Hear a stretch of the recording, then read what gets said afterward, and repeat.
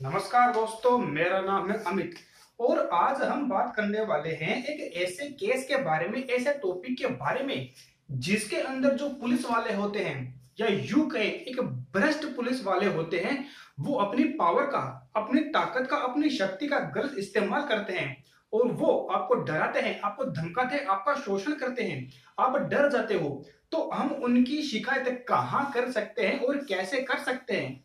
आप पे गलत इल्जाम लगा दिया गया है, आपको जेल के अंदर डाल दिया गया है। यदि आप बिल्कुल सही हो अपनी जगह, आपने कोई भी ऐसा कोई गलत काम आपने नहीं किया है, तो इन सभी की जानकारी आज हम लेंगे और उस भ्रष्ट पुलिस वाले को हम कैसे सबक सिखा सकते हैं, उसकी शिकायत कहाँ करेंगे, सारी बातें मैं आज आपको बताऊंगा। आप इत्मीनान से मेरे साथ बैठिए। सबसे पहले मैं एक चीज क्लियर कर दूं कि मैं दिल से पुलिस डिपार्टमेंट की बहुत ज्यादा रेस्पेक्ट करता हूं। यहां तक कि मेरे खुद के घर में भी बहुत से लोग हैं जो पुलिस डिपार्टमेंट में भर्ती हैं, लेकिन इन सबके बीच में कुछ चुनिंदा पुलिस वाले ऐसे होते हैं जो भ्रष्ट होते हैं और उनके कारण कई लोगों को दिक्कतें होती है। अब कोई आम आदमी गलती करे तो हम पुलिस वाले के पास में जाकर के शिकायत कर सकते हैं, लेकिन यदि पुलिस वाला ही गलत हो तो कहां पर उसकी शिकायत की जाए? सबसे पहले हम बात करते हैं कि आखिर पुलिस वाले किस किस तरीके से हमें परेशान करते हैं। देखिए, वो हमें डरा सकते हैं, हमें धमका सकते हैं और हम डर भी जाते हैं। क्यों? क्योंकि हमारे पास कानूनी जानकारी नहीं होती। हमारा जो डर होता है वो ही उनकी ताकत होती है और जो हमारी ताकत है वो उनका डर होता है। और हमारी ताकत क्या होती है? सही जानकारी, कानून की सही जानकारी यदि आपके पास में है तो कोई भी पुलिस वाला आपका गलत शोषण नहीं कर पाएगा। या तो पुलिस वाला आपको डरा सकता है, धमका सकता है, या फिर आपके ऊपर हाथ उठा सकता है, थप्पड़ मार सकता है, ये भी एक इलीगल एक्टिविटी के अंदर आता है। या फिर वो आपको गाली निकाल सकता है, ये भी आपराधिक मामला होता है। या फिर वो बिना किसी वारंट के, बिना गिरफ्तारी वारंट के आपको जेल के अंदर रख सकता है। आप डर जाते हो क्योंकि आपको जानकारी नहीं होती, आप डरते हो कि कहीं मेरे ऊपर दो चार और धारा लगा के मुझे अंदर कर देगा, लंबा सजा हो जाएगी। ये सब के कारण आप डर जाते हो और आप अपने हक के लिए कुछ बोल भी नहीं पाते हो। अब इन सभी चीजों को हम आसानी से समझेंगे, हम एक केस के द्वारा इस सबको समझने का प्रयास करेंगे। जैसे मान लेते हैं कि आपकी किसी से लड़ाई हो जाती है, आप अपनी जगह सही हो, आप गलत नहीं हो, आपने कोई गलती नहीं की, गलती सामने वाले बंदे की गलती है। इसके बावजूद भी वो जाता है पुलिस के पास में और पुलिस में जाने के बाद में एप्लीकेशन देता है कि मेरे साथ, आपके लिए, आपके खिलाफ एप्लीकेशन देता है कि उसने मेरे साथ में गलत किया है। अब या तो वो जो सामने वाला बंदा है जिसने आपसे लड़ाई किया वो कोई पावरफुल इंसान हो सकता है, कोई पैसे वाला हो सकता है, या फिर जिसकी पुलिस में अच्छी जानकारी है, जिसके रिश्तेदार पुलिस वाले हैं, फिर दोस्त हैं, वो हो सकता है। अब पुलिस वाले आपको बुलाएंगे कि थाने आओ। अब आप थाने गए तो उन्होंने बताया कि मेरे पास आपके खिलाफ में केस आया, ये रही एप्लीकेशन। आप पुलिस वाले को समझाते हो कि सर नहीं, यहां गलती मेरी नहीं है, गलती असल में इस इंसान की है। लेकिन अब क्योंकि पुलिस वाला पहले से ही उनसे कनेक्टेड है, इसलिए वो जानबूझकर आपकी बात इग्नोर करेगा, आपकी बात को नहीं सुनेगा। तो अब वो आपको डराएगा, धमकाएगा, आपकी बात नहीं सुनेगा। यहां पर कर दी उसने गलती, यही गलती आपको पकड़नी है। आपके पास कानून की जानकारी होगी तो आप ये गलती पकड़ लोगे, नहीं जानकारी होगी तो आप डर जाओगे। इसी डर का वो फायदा उठाते हैं। तो अब यदि पुलिस वाले आपको डराते हैं, अब इसके अंदर आप बाकायदा पुलिस वाले को सबूत भी दे रहे हो कि सर जहां पे लड़ाई हुई वहां पे और भी लोग थे और सबने ये चीजें देखी है, आप चाहो तो औरों से पूछ सकते हो, लेकिन पुलिस वाला आपको बोलने का मौका ही नहीं दे रहा है, वो जानबूझकर आपको दबा रहा है। तो इसके अंदर आप उस पर कौन सी कार्रवाई कर सकते हो? आईपीसी की 166 ए धारा जो है वो उसके ऊपर लागू हो जाएगी और इसके अंदर कम से कम 6 महीने की और ज्यादा से ज्यादा 2 साल तक की उसको सजा हो सकती है।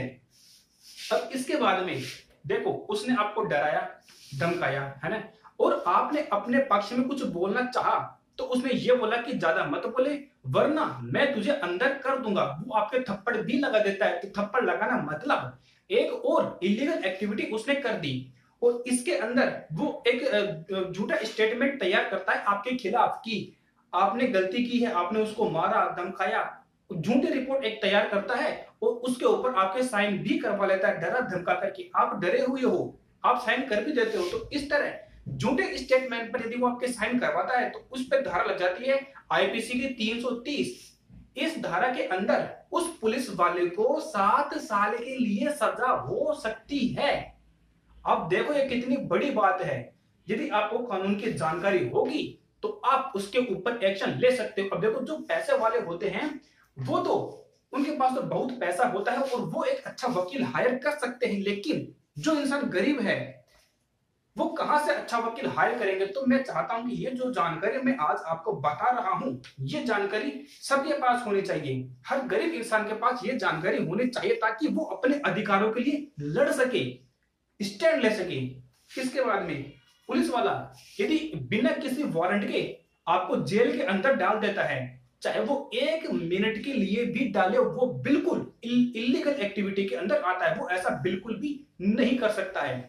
यदि वो ऐसा करता है तो आप उसके ऊपर आईपीसी की धारा 220 के तहत कार्रवाई कर सकते हो और दोबारा से उसको 7 साल के लिए अंदर जाना पड़ सकता है। लेकिन ये तभी होगा जब आपको इन सब की जानकारी होगी और आप डरोगे नहीं। इसके बाद में वो आपको धमकाता है, डराता है, थप्पड़ मार देता है, आपके ऊपर हाथ उठा देता है। ये भी एक बहुत बड़ी गलती उसने कर दी। अब इस जो पुलिस वाले ने आपके ऊपर थप्पड़ मारा है, आपको थप्पड़ मारा है, उसके अंदर आईपीसी 323 लागू हो जाती है और उसके अंदर उसको 1 साल के लिए सजा हो जाएगी। इसके बाद में हम आगे बात करें, गलत रिपोर्ट यदि वो आपके खिलाफ तैयार करता है तो इसके अंदर भी उसको आईपीसी की धारा 167 के तहत 3 साल की सजा हो जाएगी। ये बिल्कुल होता है। लेकिन अभी तक आपका मन नहीं भरा, आप चाहते हो कि यार ये इतना ज्यादा भ्रष्ट है कि मैं चाहता हूं कि इसकी वर्दी ही उतरवा दूं।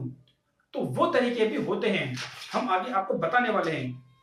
इसके बाद में यदि वो गलत रिपोर्ट, जब एक तो होता है गलत रिपोर्ट सिर्फ बना देना, अपराध तो गलत रिपोर्ट बना दे, अपराध तो वो तब भी कर दे। अब गलत रिपोर्ट बनाने के बाद में उसे कोर्ट के अंदर भी जज के सामने पेश कर दिया, वो बहुत बड़ा अपराध हो गया, ठीक है, पुलिस वाले के द्वारा। उसके अंदर यदि वो जो झूठी रिपोर्ट है उसको वो कोर्ट के अंदर पेश कर देता है तो उसके अंदर आईपीसी की धारा 219 लागू हो जाती है और उसके अंदर दोबारा से उसे 7 साल के लिए अंदर जाना पड़ सकता है।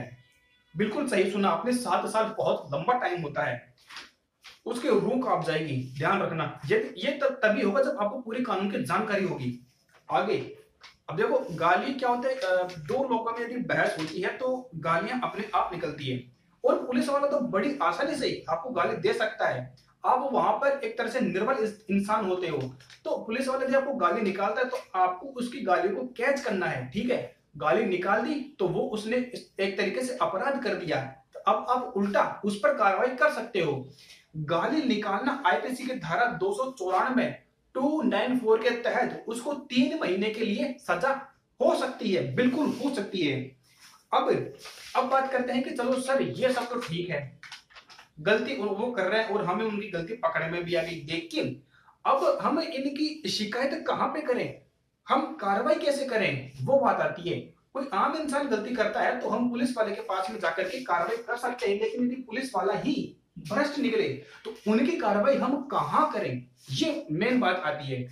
तो इसके लिए जिस भी थाने के अंदर आप हो, जिस सिटी के अंदर, जिस शहर के अंदर वो थाना है, उसी शहर में एक एसपी ऑफिस भी होता है। आपको वहां पर एक एप्लीकेशन देनी है, एसपी साहब को एप्लीकेशन देनी है। बकायदा एप्लीकेशन के अंदर आपको लिखना है अब तक आपके साथ जो कुछ भी हुआ है सेवा में, श्रीमान एसपी साहब, शहर का नाम, जो कुछ भी फिर आपके साथ हुआ वो आपको बकायदा लिखना है।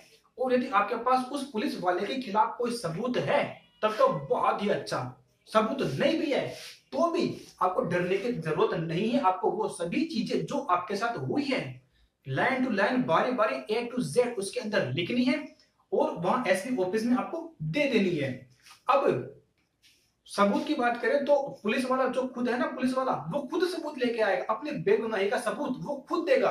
आपको टेंशन लेने की जरूरत नहीं है क्योंकि उसने गलती की है और बात अब एसपी ऑफिस तक पहुंच चुकी है, इसलिए जो डर है वो उसकी आंखों में दिखाई देगा और वो खुद, क्योंकि वो नौकरी पेशा इंसान है, उसको अपनी नौकरी जाने का खतरा रहता है, इसलिए वो कोई भी रिस्क नहीं लेगा और जो भी कुछ हुआ है वो खुद अपनी गलती मानेगा और सब कुछ कबूल करेगा। इतना होने के बाद में अब देखो वो जो एसपी ऑफिस एसपी सर है वो तो हाथों हाथ उस पुलिस वाले को सस्पेंड कर सकते हैं और कर भी देंगे। यदि वो जो भी आपने एप्लीकेशन दी है उसके अंदर जो भी आपने लिखा है यदि वो सच साबित हो जाती है तो हाथों हाथ उस पुलिस वाले को सस्पेंड किया जा सकता है। और फिर एसपी ऑफिस से वो एप्लीकेशन जाएगी कोर्ट के अंदर, कोर्ट के अंदर सुनवाई होगी और जज उसे सजा देंगे, उस पुलिस वाले को सजा देंगे। सजा देने के बाद उस पुलिस वाले की वर्दी भी उतर जाएगी। जी हाँ, बिल्कुल आपने सही सुना, वर्दी भी उतर जाती है इसके अंदर। तो ये सब होगा तभी जब आपको कानून की सही जानकारी होगी, पूरी जानकारी होगी। तो मैं चाहता हूं कि ये जानकारी, ये वीडियो हर उस गरीब इंसान के पास पहुंचे जिनके पास में इतने पैसे नहीं है कि वो एक अच्छा वकील हायर कर सके। और मैं चाहता हूं कि हर उस इंसान का भला हो जिसके पास में इतने पैसे नहीं होते कि वो एक अच्छा वकील हायर कर सके। वो उन तक ये वीडियो पहुंचना चाहिए, जरूरी है, तभी उनका कुछ भला हो सकता है। इस चैनल पर हम ऐसे ही कानून से संबंधित वीडियोस लाते रहते हैं। ऐसे ही और जानकारी प्राप्त करने के लिए चैनल को आप सब्सक्राइब करें। धन्यवाद।